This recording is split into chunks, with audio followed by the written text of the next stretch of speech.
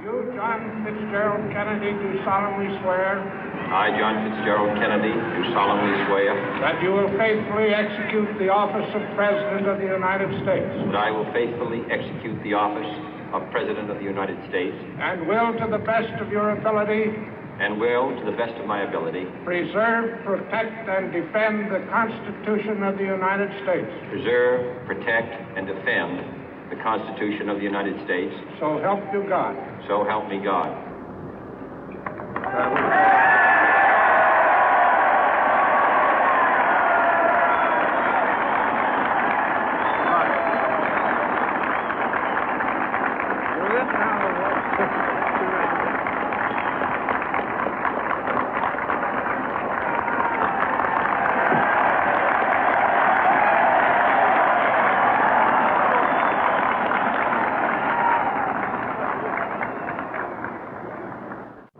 Vice President Johnson, Mr. Speaker, Mr. Chief Justice, President Eisenhower, Vice President Nixon, President Truman, Reverend clergy, fellow citizens. We observe today not a victory of party, but a celebration of freedom, symbolizing an end as well as a beginning, signifying renewal as well as change. For I have sworn before you and Almighty God the same solemn oath our forebears prescribed nearly a century and 3/4 ago. The world is very different now, for man holds in his mortal hands the power to abolish all forms of human poverty and all forms of human life. And yet the same revolutionary beliefs for which our forebears fought are still at issue around the globe. The belief that the rights of man come not from the generosity of the state, but from the hand of God. We dare not forget today that we are the heirs of that first revolution. Let the word go forth from this time and place to friend and foe alike that the torch has been passed to a new generation of Americans born in this century, tempered by war, disciplined by a hard and bitter peace, proud of our ancient heritage, and unwilling to witness or permit the slow undoing of those human rights to which this nation has always been committed and to which we are committed today at home and around the world.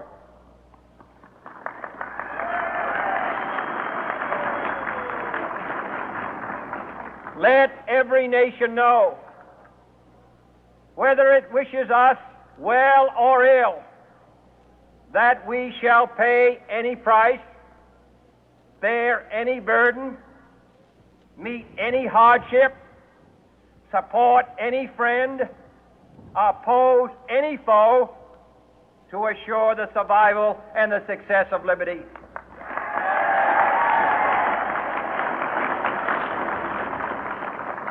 This much we pledge and more. To those old allies whose cultural and spiritual origins we share, we pledge the loyalty of faithful friends. United, there is little we cannot do in a host of cooperative ventures. Divided, there is little we can do, for we dare not meet a powerful challenge at odds and split asunder.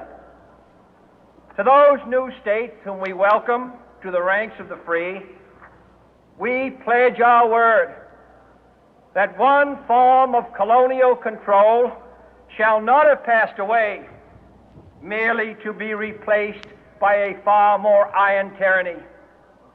We shall not always expect to find them supporting our view, but we shall always hope to find them strongly supporting their own freedom, and to remember that in the past, those who foolishly sought power by riding the back of the tiger ended up inside.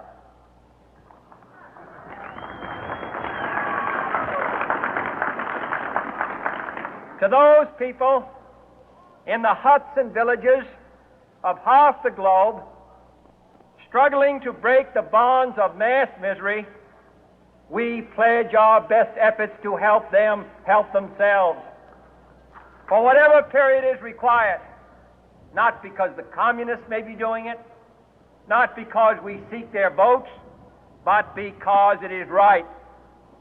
If a free society cannot help the many who are poor, it cannot save the few who are rich.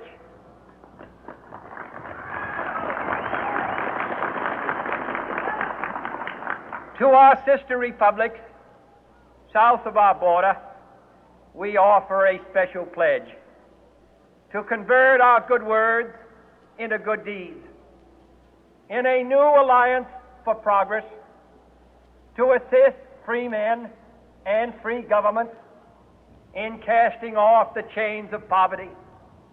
But this peaceful revolution of hope cannot become the prey of hostile powers.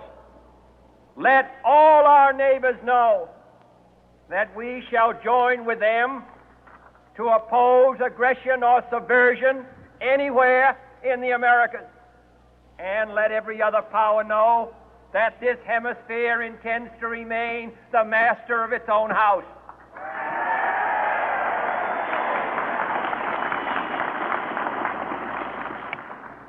To that World Assembly of Sovereign States, the United Nations, our last best hope, in an age where the instruments of war have far outpaced the instruments of peace, we renew our pledge of support to prevent it from becoming merely a forum for invective, to strengthen its shield of the new and the weak, and to enlarge the area in which its writ may run.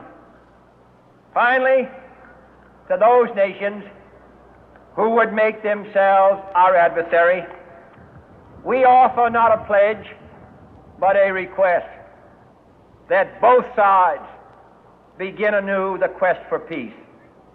Before the dark powers of destruction, unleashed by science, engulf all humanity in planned or accidental self-destruction, we dare not tempt them with weakness, for only when our arms are sufficient beyond doubt can we be certain beyond doubt that they will never be employed. But neither can two great and powerful groups of nations take comfort from our present course, both sides overburdened by the cost of modern weapons, both rightly alarmed by the steady spread of the deadly atom, yet both racing to alter that uncertain balance of terror that stays the hand of mankind's final war. So let us begin anew, remembering on both sides that civility is not a sign of weakness, and sincerity is always subject to proof. Let us never negotiate out of fear, but let us never fear to negotiate.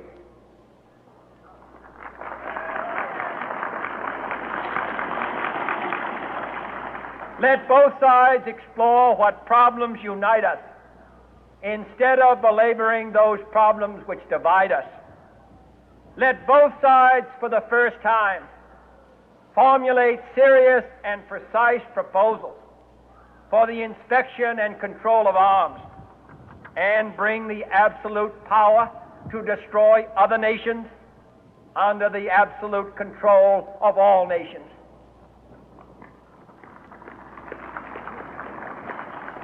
Let both sides seek to invoke the wonders of science instead of its terrors. Together, let us explore the stars, conquer the deserts, eradicate disease, tap the ocean depth, and encourage the arts and commerce. Let both sides unite to heed in all corners of the earth the command of Isaiah to undo the heavy burden and let the oppressed go free. And if a beachhead of cooperation may push back the jungle of suspicion, let both sides join in creating a new endeavor, not a new balance of power, but a new world of law, where the strong are just and the weak secure and the peace preserved. All this will not be finished in the first 100 days, nor will it be finished in the first 1,000 days, nor in the life of this administration, nor even perhaps in our lifetime on this planet.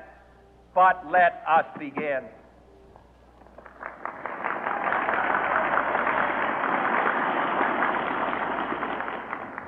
In your hands, my fellow citizens, more than mine, will rest the final success or failure of our course.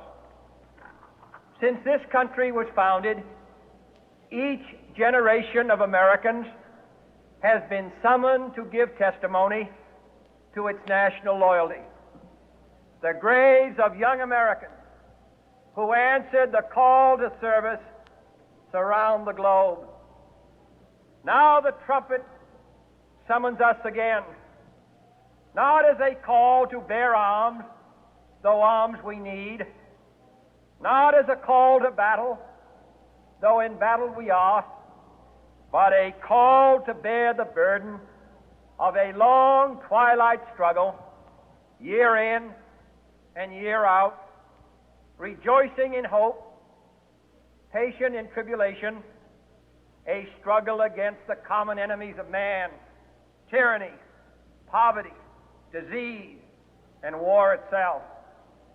Can we forge against these enemies a grand and global alliance, north and south, east and west, that can assure a more fruitful life for all mankind? Will you join in that historic effort?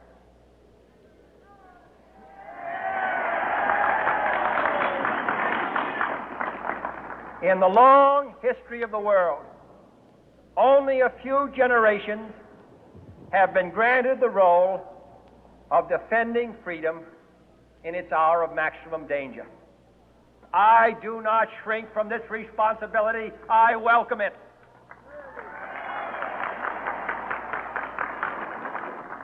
I do not believe that any of us would exchange places with any other people or any other generation. The energy, the